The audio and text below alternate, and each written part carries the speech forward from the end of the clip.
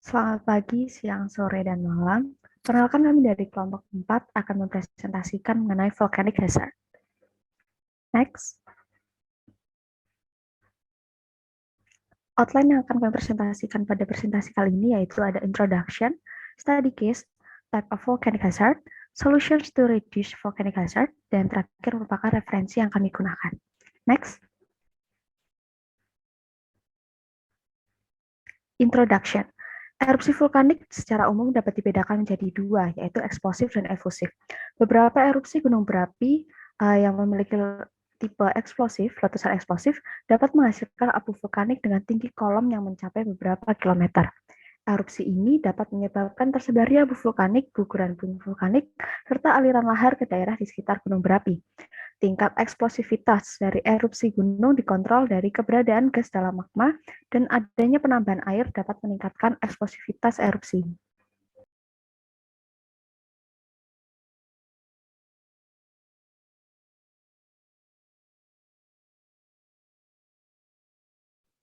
Baik, untuk studi kasus yang pertama adalah letusan Gunung Tambora pada tahun 1815, yang merupakan letusan gunung api terkuat dalam sejarah, yaitu dengan skala VEI 7. Tipe letusan dari Gunung Tambora adalah ultraplinian, yang saat itu turut memakan korban jiwa yang diakibatkan oleh aliran piroklastik, perubahan iklim, kelaparan, epidemi, dan tsunami. Selanjutnya ada strategis yang kedua, yaitu Gunung Krakatau yang meletus tahun 1883. Tipe letusan Gunung Krakatau yaitu ultraplinian dengan skala PI 6. Letusan tersebut mengeluarkan 20 juta ton sulfur ke atmosfer, serta terdengar hingga radius 3.000 mil dari pusat letusan. Letusan tersebut juga menyebabkan kematian hingga 36.417 jiwa yang terjadi akibat letusan dan tsunami yang ditimbulkan. Serta yang terakhir, letusan tersebut juga menyebabkan 2/3 gunung runtuh akibat dari letusan tersebut.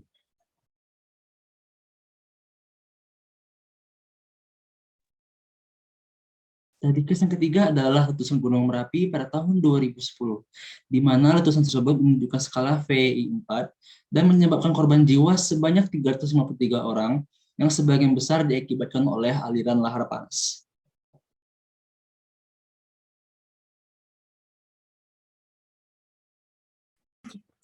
Studi case yang selanjutnya yaitu Gunung Semeru pada tahun 2021. Erupsi tersebut terjadi karena terkikisnya material abu vulkanik yang berada di tudung Gunung Semeru.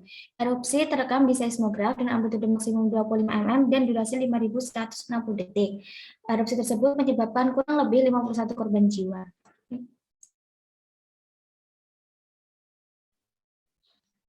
Vulkanisme menyebabkan efek utama dan sekunder. Adapun efek utama yang ditimbulkan oleh vulkanisme antara lain aliran lava, erupsi skala besar dan aktivitas piroklastik, serta emisi gas beracun. Sedangkan efek sekunder yang ditimbulkan antara lain mudflows atau lahar, longsoran dan aliran puing-puing, banjir, tsunami, gempa vulkanik dan tremor, efek atmosfer, serta kelaparan dan penyakit. Berikutnya ada efek utama dari vulkanisme yaitu lava flow atau aliran lava. Aliran lava terjadi pada letusan efusif atau tingkat eksplosivitas yang rendah. Lava flow ini umumnya dijumpai pada tipe erupsi Hawaii dan Stromboli. Meskipun aliran ini dapat bergerak dengan kecepatan 64 km per jam, sebagian besar aliran lava yang bergerak lebih lambat dapat memberi waktu yang cukup untuk evakuasi masyarakat. Meskipun begitu, aliran lava bersifat paling merusak properti karena dapat menghancurkan apapun yang dilewatinya.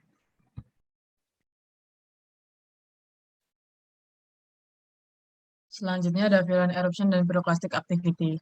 Aliran pyroclastik panas menyebabkan kematian karena mati lemas dan terbakar. Aliran pyroclastik ini dapat berjalan sangat cepat sehingga hanya sedikit manusia yang dapat melarikan diri dalam upaya evakuasinya. Selanjutnya ada hujan abu, dapat menyebabkan runtuhnya atap bangunan dan dapat mempengaruhi daerah yang jauh sekalipun dari pusat letusan. Meskipun abu yang jatuh menyeliputi area seperti salju, ini jauh lebih merusak karena endapan tepra memiliki kepadatan 2 kali lipat dari salju dan endapan tepra tidak meleleh seperti salju.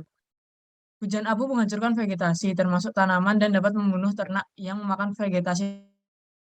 Abu menyebabkan hilangnya aktivitas pertanian selama bertahun-tahun setelah letusan.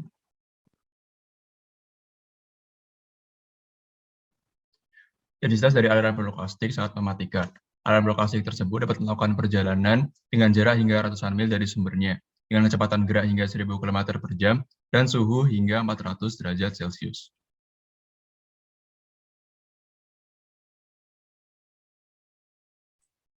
Gunung berapi dapat mengeluarkan gas yang beracun bagi organisme hidup yang berada di sekitarnya. Gas beracun tersebut diantaranya yaitu hidrogen klorida, hidrogen sulfida, hidrogen fluorida, dan karbon dioksida. Klorin, sulfur, dan fluor dapat membunuh organisme jika terserap langsung ke dalam tubuh atau dengan penyerapan melalui tanaman dan diikuti dengan konsumsi oleh organisme tersebut. Pada tahun 1984, gas CO2 yang keluar dari Danau Monon, sebuah danau kawah di Kamerun, Afrika, menewaskan 37 orang. Pada tahun 1986, emisi gas CO2 yang lebih besar dari Danau Nyosin, Kamerun, membunuh lebih dari 1.700 orang dan 3.000 ternak.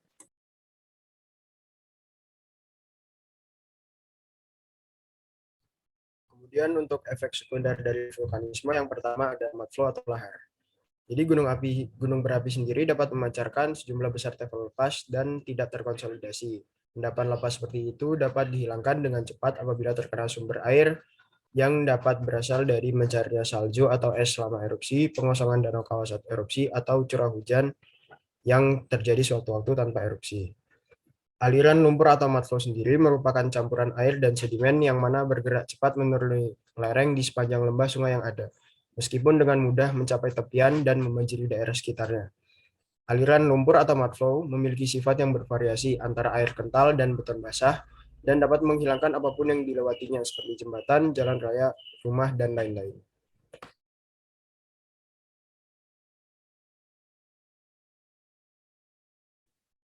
Selanjutnya itu selama letusan Gunung St. Helens pada 18 Mei 1980, semburan lumpur dihasilkan sebagai akibat dari pencairan salju. Nah, dan adanya semburan tersebut juga menciptakan pengendapan tepa di sungai-sungai di sekitar gunung. Kecepatan lahar bisa mencapai lebih dari 80 kph dan mampu mencapai jarak puluhan mil dari sumbernya.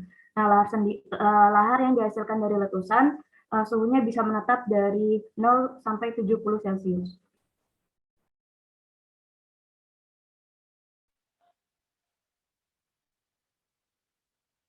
Oke, pegunungan vulkanik cenderung selalu curam sebagai akibat dari penambahan material baru dari waktu ke waktu, serta karena inflasi gunung saat magma masuk.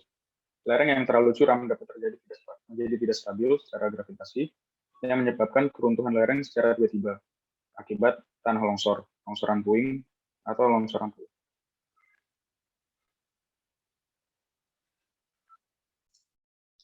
Efek sekunder yang selanjutnya ada flooding atau banjir.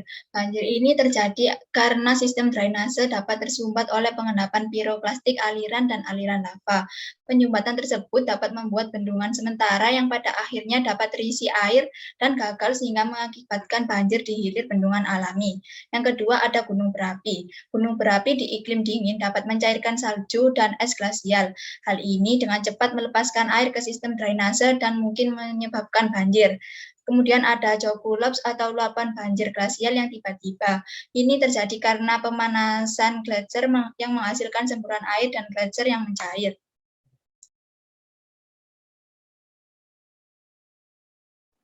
Selanjutnya ada tsunami. Tsunami terbentuk akibat peristiwa longsoran puing, longsor, peristiwa runtuhnya kaldera, dan aliran piroklastik yang masuk ke badan air, sehingga menimbulkan tsunami.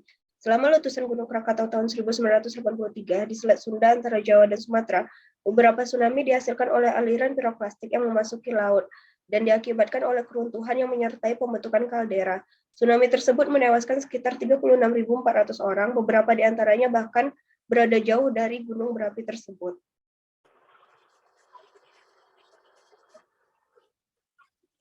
Selanjutnya ada atmospheric effect. Abu vulkanik dapat menyebabkan pantulan radiasi matahari sehingga dapat menyebabkan suhu menjadi lebih dingin selama beberapa tahun setelah letusan besar. Letusan Gunung Tambora pada tahun 1815 di Indonesia adalah yang terbesar dalam sejarah yang tercatat. Tahun setelah letusan Tambora itu disebut sebagai tahun tanpa musim panas. Salju turun di New England, USA pada Juli di tahun tersebut. Kemudian gas vulkanik seperti SO2 juga memantulkan radiasi matahari. Letusan pada tahun 1981 di Gunung Api El Chimuchon, Meksiko, dan tahun 1991 di Pinatubo, Filipina, mengeluarkan sejumlah besar SO2 ke atmosfer. Efek dari letusan El Jidong dibarengi dengan El Nino yang kuat pada tahun setelah letusan menyebabkan penurunan suhu rata-rata sekitar 1 derajat Celcius selama 2 tahun setelah letusan.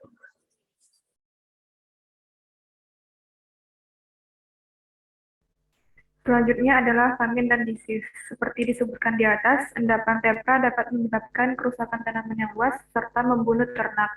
Hal ini juga dapat menyebabkan kelaparan, perpindahan populasi manusia, kerusakan saluran pembuangan dan sistem air, terputusnya layanan normal lainnya dapat menyebabkan penyakit selama bertahun-tahun setelah letusan, terutama jika infrastruktur tidak tersedia untuk memberikan bantuan dan pemulihan yang cepat.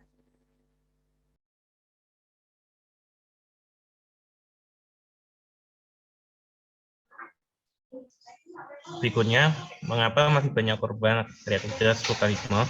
Dengan teknologi semakin maju, harusnya hal tersebut dapat kita gunakan untuk meminimalisir dampak. Tetapi mengapa bencana ini tetap memakan banyak korban? Berdasarkan apa yang telah kami baca di berita dan sumber lain, terdapat beberapa permasalahan sebagai berikut. Yang pertama, masyarakat merasa informasi peringatan dini tidak sampai. Informasi tidak sampai karena tidak semua warga memiliki jaringan internet. Yang kedua, kurang edukasi untuk masyarakat. Menurut Vulkanolog UTB Mirza Abdurrahman, terdapat 2 peringatan dini, yaitu secara modern dari menggunakan instrumen seperti mengamati gempa, perubahan temperatur, volume gas, dan lain-lain, serta secara konvensional, perilaku hewan dan alam di sekitar gunung. Namun, tidak semua masyarakat mengetahui hal tersebut.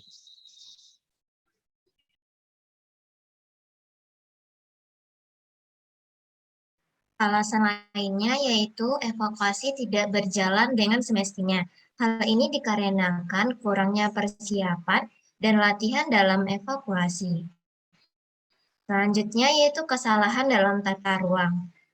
Sejarah selalu berulang, hal tersebut seharusnya dapat dimanfaatkan untuk menjadi dasar mengatur tata ruang permukiman. Kenyataannya, masih banyak warga yang bermukim di wilayah rawan yang bencana. Berlaku juga untuk titik evakuasi. Harusnya dikaji dengan benar agar proses evakuasi saat bencana terjadi tidak terhambat. Hal ini pernah terjadi saat titik evakuasi malah diterjang.